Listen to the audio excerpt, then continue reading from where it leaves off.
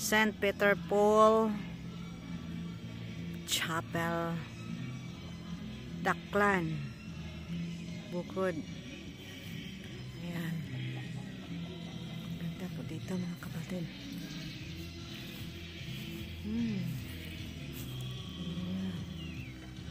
Patugtog na si Brother Bo. Ayan po ang kaganapan ngayon dito habang naghihintay ng mga parishioners ni Father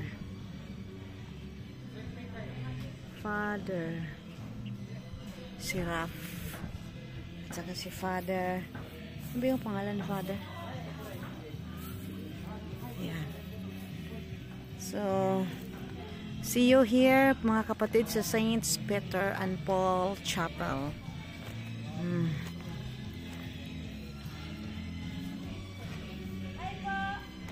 Pray for me, pray for us for triple anointing para sa sharing namin ngayon. Ayan na si Father, papunta na.